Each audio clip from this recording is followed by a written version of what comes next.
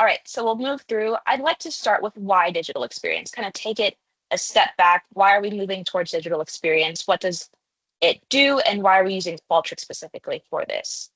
So you may have heard these three terms before earlier in your discussion was listen, understand, and act.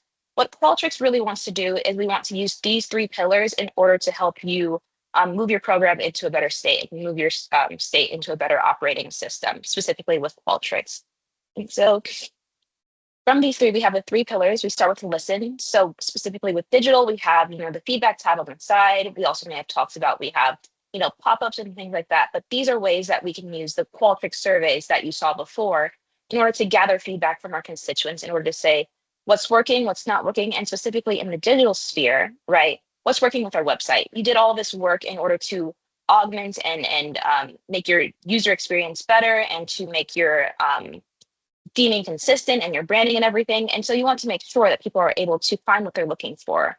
So we're trying to listen at these key listening points, either with the feedback tab always on, or maybe if they're leaving the website at a specific page, if they've been on the site for a specific amount of time and you're saying, hey, like looks like you've been here a while, and we would then show pop-up saying, hey, were you able to get what you're trying to accomplish done, right? Specifically in terms of digital. With our other feedback, or not feedback tab, but with our other listening posts when it comes to surveys, we may have that anonymous link just posted to a website or distributed to specific constituents on a daily basis, but this is specific for your website. Are you able to see and accomplish what you are expecting on our site?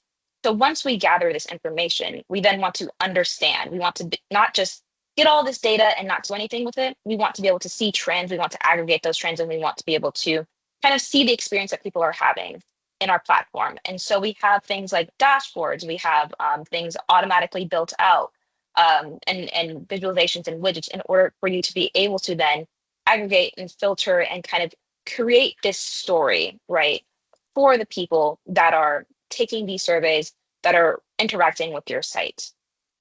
And I keep saying surveys when it comes to maybe the feedback tab and the pop-ups. We call this passive and responsive feedback, but in addition to the DXA, which we'll go into a little bit further, basically we want to be able to listen to all of these listening sources. We want to be able to see all of these experiences people are having, but we also want to be able to kind of understand where they're coming from and the experience that they're having, whether they're actually giving us feedback or not. And then the last step is we actually want to act on that, right?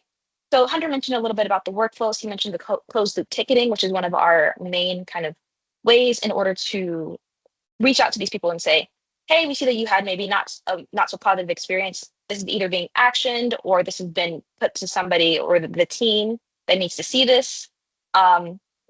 We can close that loop and we can basically act on that immediately. And we see this in our digital sector, I think, more immediately than in some of our other ones. And so that's where digital is very powerful, as we are able to say, hey, looks like they weren't able to find the information they needed. We're able to then go into the website, change the back end, and make it so that our search functionality is more targeted to what they're looking for. Or with the DXA example specifically, hey, looks like people are experiencing dead clicks on this specific page. We can see that, go in, edit that, so that when somebody comes in next, they're able to then click on that site or click on that link and be taken to where they need to go. So these are kind of the three pillars of Qualtrics when it comes to digital. Are there any questions in the room about how we do this? We'll go into a little bit more detail about the how and the what, but I just kind of wanted to talk about the why at a high level. Cool, nothing heard. I'll go to my next slide, which is basically like we are witnessing an era of transformation, right? We've had a bunch of paper forms before. We're trying to understand everything. We have e-commerce and virtualization as we kind of move through the 2000s and 2010s. We had COVID where everybody was stuck at home. And so that really pushed us into more and more of a digital experience. People are using their phones to take forms and take surveys more than ever before. People are living through basically a digital experience. And so with that, we need to use the tools that we have in order to help meet them where they are, right? So this slide is basically just showing kind of your resident going through a digital journey, right? So they come into your website to research benefits. They may have some phone calls about what their benefits are, going through an application process. They may even visit the office to inquire about status, but these are different kind of touch points that we have for people who may come in directly from your website in order to either research or to try to experience or get benefits, right? They're trying to experience a specific journey in order to get something from your website. And at the end of this goal, we ultimately want them to be able to get what they were looking for, either to find the information that they wanted, if that's just kind of a one-off thing, or if they're looking for, in this case, they're looking for benefits. We want them to be able to receive those benefits in the way that's easiest for them and the way that's easiest for our teams, right? And I will. But what happens if they come into the page and they're not able to find what they're looking for? The page isn't clear if they're eligible or not. They're not able to find the information that they're looking for. And so they leave. They leave without accessing any more of your pages because they're not able to find where they're trying to go. And they leave without the benefits ultimately. They're not able to find what they're looking for. They're not able to find the path that they need to go in order to gather what they need. And so they leave. And if you don't have touch points on your site in order to capture that information, you'll never know that people aren't getting their pages until maybe they call in and that costs money, until they come into your office and create a more, I would say, like administrative hassle for you if you don't have digital processes set up, right? Maybe you have paperwork that they have to then fill out and wait for that process. So we want to be able to catch this early so that we can mitigate some of these later steps that may not need to happen.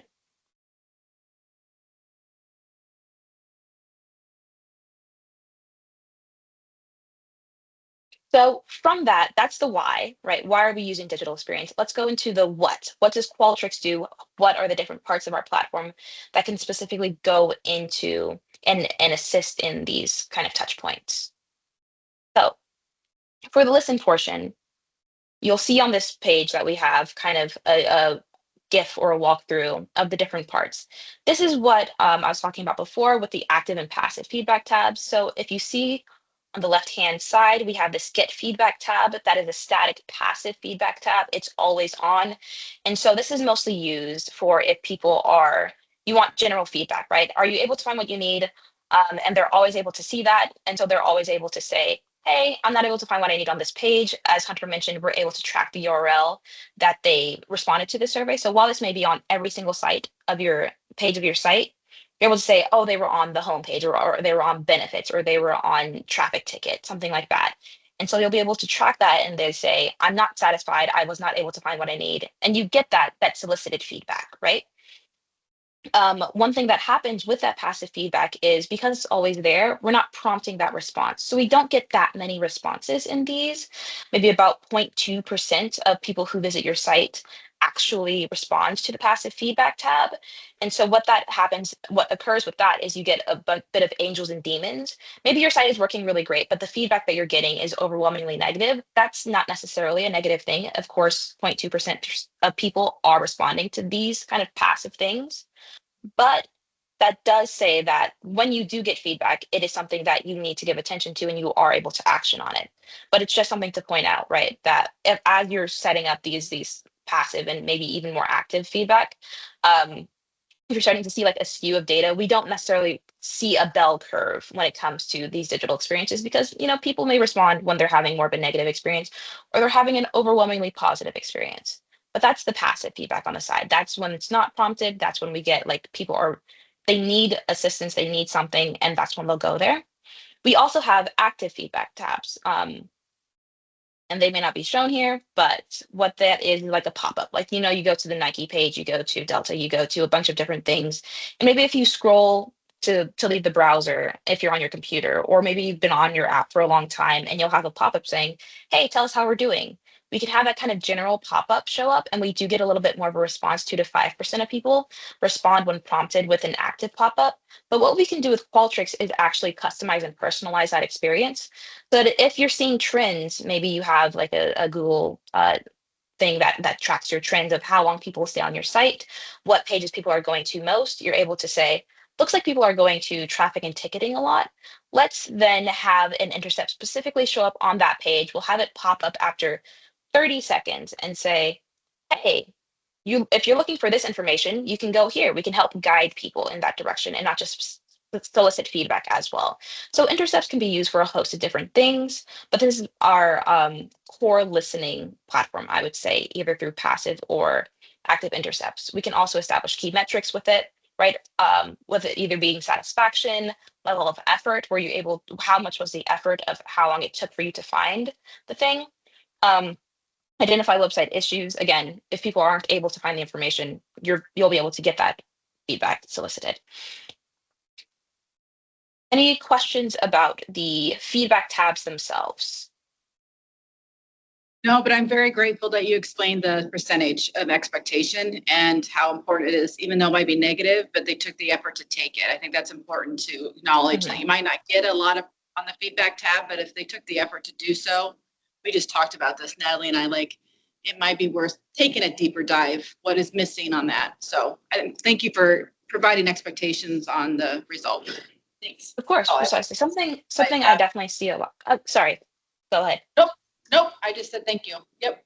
Fantastic. Nothing heard. I will move to the next slide. This is just a little demo, or not a demo, but a visualization of the understand portion. So we listened, we put those feedback tenants on our site, but now we want to be able to visualize the data in more than just exporting into a table or more than just reading through every single response.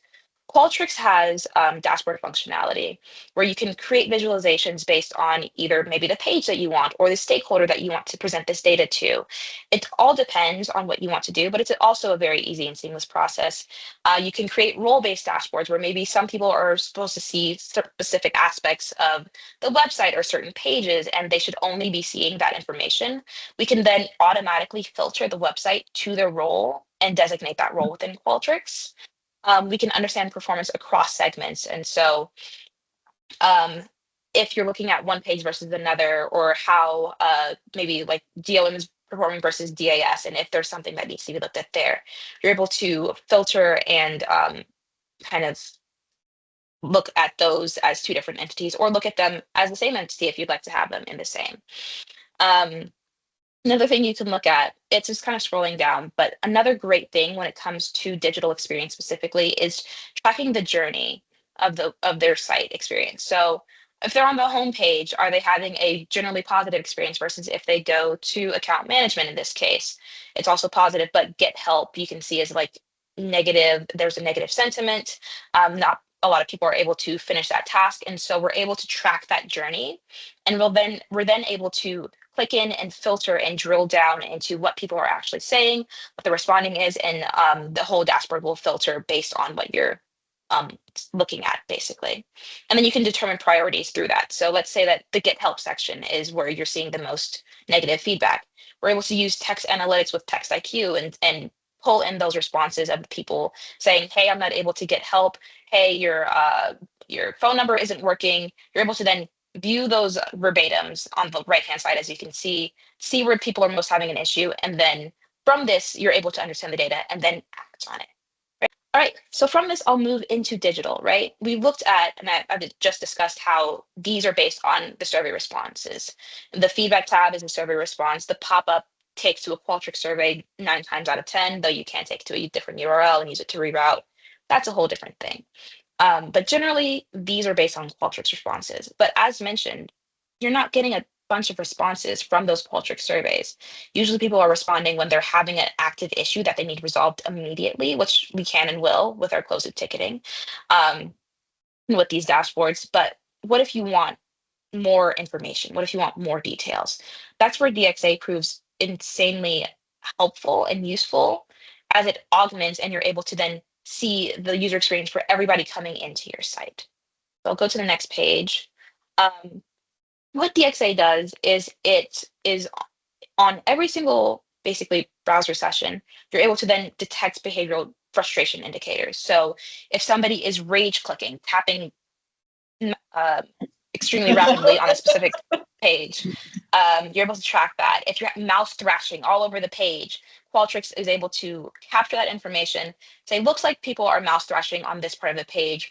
And then we record those sessions so you can see where on the page they were thrashing around. And you're able to then action on that. So in this case, they haven't submitted a survey response. Maybe they came in, had a frustrating experience, and then left your page altogether. But you still want to know that information. You can see that there's a feedback tab on the side, but they're not clicking on it. But they're still clicking around, thrashing. They're still having an experience on your website. And you want to track that. So we're able to then see, the error clicks, the mouse thrashes, if there are any dead clicks, and we're able to track all of that, see how much is happening per page, per site, and then action on that with session replay.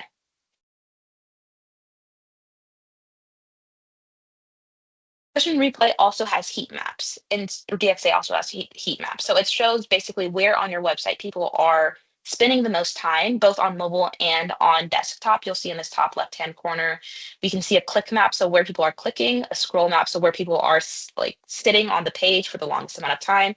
Usually that's the top, but the click map is very useful to see where people are actually going from your site. So how to apply for health benefits, they're clicking specifically on the health portal to be routed there. But say there's a dead click there and most people are clicking there, that's something that you definitely want to know. That's something that you definitely want to action on. So with DXA, you're able to see where people are clicking and you're able to see if those are dead clicks, marry those two pieces of information and act on that without needing to solicit feedback from those users. We also do have mobile. And so it'll show, in the top, it's very warm, and it's in the bottom, it's more cool. So as people are moving through your site, you're able to see where people are looking. And you can see that it has all clicks recorded here. There are 13 rage clicks, 13 error clicks, and those rage and error clicks, you're able to then click on them and view the actual place where they clicked that gave those issues. This is the mobile view for reference. So you can see the heat map where people are mostly like looking at the top, how long people stay there, and then as they scroll, it gets warmer or cooler depending on where they were. So this is very helpful just to show where on your website maybe you need to put more information because this is where people are sitting and this is where people drop off. So if you have very important, very vital details that need to be shown earlier, you can see where people are actually putting their eyes on your website so you can know where you need to put that information. And then we also have website funnels. And so we're able to create something called like page groups or steps in order to say, okay, so this is step one. This is where they get into the website. This is where they get into the programs of it, the program details, application enrolled in this case. So you're able to view the funnel and view your process and where you want people to be coming and actioning themselves through the website. And you can see if there's a very big drop off, like from step 3 to step 4, there's a very big drop off. Are there any issues happening here? Are there any frustration signals that you maybe need to see? So you can see that there's a little bit of a spike in frustration signals with program details that lead to the drop off in section 4. So you're able to then click into that, view all of those frustration signals and see if there's anything that you need to action on. Again, without soliciting any actual active feedback. Not yet, though. Not yet. Okay, now we're going to be talking about basically acting on the feedbacks. And this ties into what Hunter was talking about before with the closed loop system, with the ticketing. So say you get a survey response in this case where somebody says, the portal's not working, I see an error, and they're going to be routing to the call center, right? This is two-pronged. It's both an individual issue where you have to follow up with the client, say, sorry, you had a bad experience. This is being actioned by this person on this team. And so we're able to then meet that individual need. But there is a broader root issue with your site, right? There's an error on the site. So you'll need to then have a technical team action on that, verify that there is an error, things of that nature. So there's a two-pronged approach, both inner loop, going back to the recipient, and then outer loop, fixing the issue. And this is something that DXA does really well, right?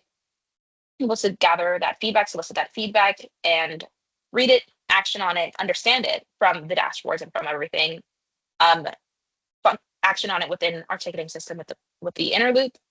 But then we're also able to immediately say, hey, X and Y, Z team, we need to actually fix this error. And so this is something that DXA does very well. So as mentioned, how do we triage this individual issue? Mostly it's through ticketing. You can send an email to them as well if you're at that level, but through the closed loop ticketing system, we're able to both assign it to the team. Maybe it's specifically for logins. And so you have a specific security team for logins and you send that to that team and they action on it and they're able to then email the constituent directly from the ticket. They're able to close it directly from the ticket, but they're also able to say, maybe this isn't actually a login issue. Maybe this is a SSO issue or something else that goes for a different team. And so they're able to reassign the ticket. And as Hunter mentioned before, that's all tracked in our system. The email back and forth is also tracked in our system. And so there's always a record of where everything was, where the issue is. And then we also track like time to resolution. How long was the ticket open? How many tickets are open? And so we're able to both create dashboards and understand that, and also make sure that we're not just leaving things on the back burner. We're not just leaving people unanswered. We're actually able to then action close that ticket and make sure that the constituent feels that their needs are met in the short term. But outside of that, you can't just email the person and say, hey, we're looking at it, and then have their emotional needs met if they come back to the website and the error is still there.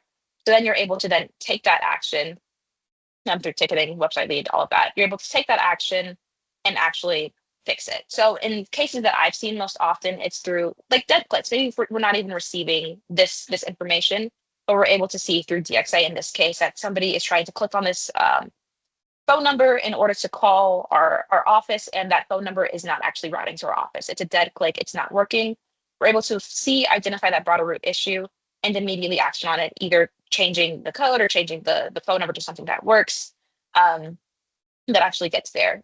Or in another case that I've seen, maybe somebody's looking for like birth and death records. Very important, right? They need to get these sent into the county in order to have this actioned on. But they're having a very large issue and experiencing errors with it, or they're not able to find what they're looking for. And this is captured either through like the thumbs up, thumbs down intercept that we have. They're either putting it in, or they're just like leaving the site, and you're able to track that. So we're able to then see and that they're not able to do what they're trying to do. We go into the site itself.